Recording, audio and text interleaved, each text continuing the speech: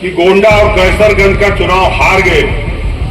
क्योंकि चुनाव हारना और जीतना तो स्वाभाविक है। आपका नामांकन खारिज करा दिया जाएगा, जिससे जनता नहीं जान पाएगी वो धन आप इकट्ठा करेंगे। उपस्थित हमारे देवीपाटन मंडल के साथियों, समाजवादी पार्टी के कार्यकर्ता, हमारे पत्रकार बंधु, मंच पर आसीन हमारे प्रदेश के और राष्ट्रीय स्तर के नेता, हमारे समाजवादी पार्टी के गोंडा के अध्यक्ष भाई असद खान जी, कर्नलगंज से मंत्री रह चुके, विधायक रह चुके भाई योगेश प्रताप सिंह जी, बोल नहीं रहा क्या, योगेश प्रताप सिंह जी, हमारे विधायक दुबे जी, नंचा शुक्ला जी, गोंडा से चुनाव लड़ चुके हमारे भाई सूरज सिंह जी।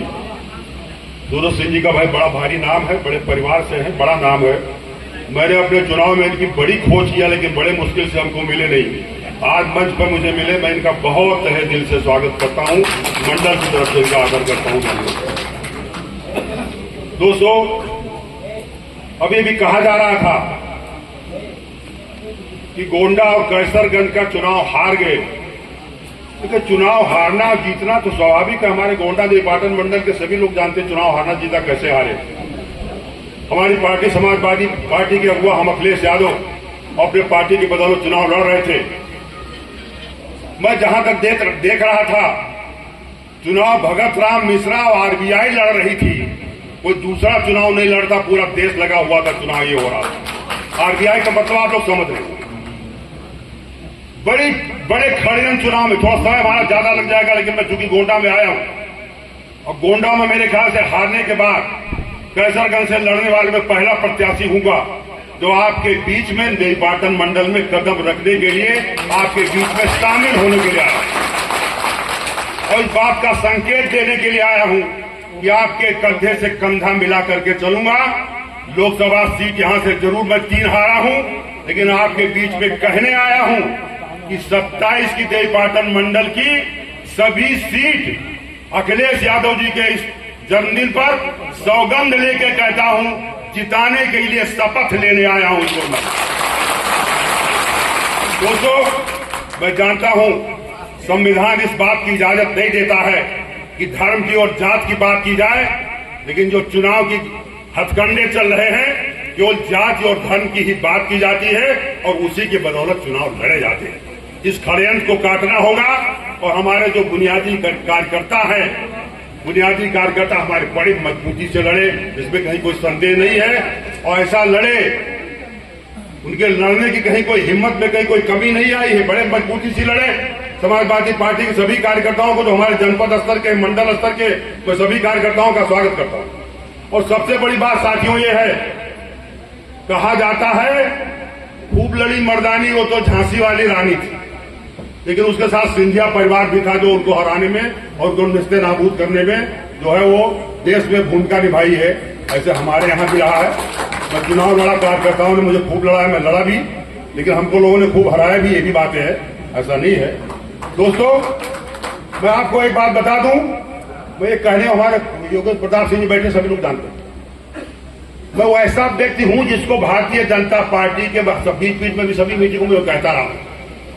भारतीय जनता, ये कि यहाँ 1-2 लोगों के नेताओं, भारतीय जनता पार्टी के नेताओं की बात मैं नहीं कर रहा। नेता तो यहाँ कई हैं, मंडल में है, प्रदेश में है।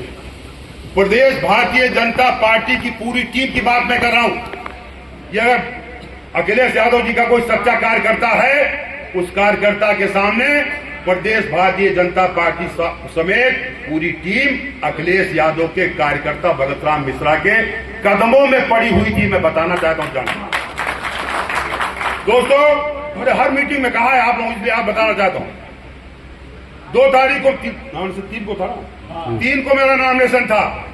2 तारीख को भारतीय जनता पार्टी के प्रदेश इकाई, प्रदेश यूनिट की तरफ से हमारे जनपद भारतीय जनता पार्टी की बहराइच की पूरी यूनिट आई थी। उन्होंने कहा था, मिश्रा जी आप अपने जबान से जितना सिफर चाहिए, सुन लीजिए, बता रहा हूं, जितना सिफर चाहिए उतना लगा लीजिए, 2.5 करोड़, 100 करोड़, 50 करोड़, वो जबान से बोल दीजिए। आपके 2 लड़के हैं, दोनों का एडजस्टमेंट कौन करेगा?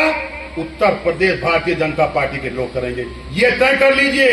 इतने नहीं कहा गया था, मैं योगेश प्रताप सिंह क्या बैठा था, इतना नहीं कहा गया था। ये कहा गया था साहब आप अपना बिड्डा मत कीजिए, बड़े ईमानदार बने रहिए, आपका नामांकन खारिज करा दिया जाएगा, जिससे जनता नहीं जान पाएगी वो धन आप इकट्ठा कर लीजिए। और मैं आपको बताऊं, सच में इतनी ताकत होती है कि पूरे चुनाव में मैं हर मीटिंग में इस बात को कहता रहा, लेकिन किसी की हिम्मत और हैसियत नहीं पड़ी, क्योंकि भारतीय जनता पार्टी पूरी प्रदेश की इकाई आई थी ये प्रस्ताव लेकर के। ये भारतीय जनता पार्टी की सच्चाई है, मेरे पत्रकार बंधु तो जरूर जानते हैं। मैं आप लोगों से कह रहा हूं कि बयार बदल रही है, हवा बदल रही है, कल बदलने वाली है। मैं पत्रकार साथियों से हाथ जोड़ करके अनुरोध कर रहा हूं कि आप लोग भी अपने को बदलिए। ये बुद्धिजीवी तबका है, चौखंबा है, यही बदलेगा तब देश बदलेगा, तब देश की बयार बदलेगी। सबसे बड़ी जरूरत। मैं अपने हर मीटिंग में कहता रहा, योगेश प्रताप सिंधिया बैठा था तब तक फिर मेरे पास संदेश आ गया, बल्कि मैं बिगड़ भी गया, इनको बुरा भी लगा। इन्होंने कहा साहब एक सज्जन बैठे थे, मैंने आपसे परिचय कराया, आपने तवज्जो नहीं दिया। मैं सच में तवज्जो नहीं दिया, इन्होंने किसी हमारे जो है चेयरमैन से परिचय कराया था, क्योंकि बात हमारी ऐसी हो रही थी। तो दोस्तों, सच ये है, मैं आपको एक कहने आया हूं कि भगत राम मिश्रा समाजवादी पार्टी के गांधी बनकर के निकले हैं, और उत्तर प्रदेश सरकार और इस देश की सरकार को नस्ते नाबूद करके 27 में अखिलेश यादव को मुख्यमंत्री बना करके तब दम लेंगे, इस बात की प्रतिज्ञा करें। और इतना नहीं कहने आया हूं, बड़े बहुत साफ साफ शब्दों में कह भी रहा हूं कि जो दिखाई पड़ रहा है कि धर्म के नाम पर इस प्रदेश का, इस देश का, जो कहते थे कि साहब कौन है साहब, ये वैदिक लोग हैं, ब्राह्मण लोग हैं, बड़े धार्मिक है, किसके नाम पे चले जाएंगे, धर्म के नाम पे चले जाएंगे। मैं आज बताने आया हूं, 2027 के चुनाव में इस गोंडा टाउन हॉल से मैं घोषित करता हूं, प्रदेश का ब्राह्मण समाजवादी पार्टी का झंडा लेकर के निकलेगा, यहाँ के सीटों के साथ साथ प्रदेश के इकाई को जिता करके मुख्यमंत्री को स्थापित करेगा।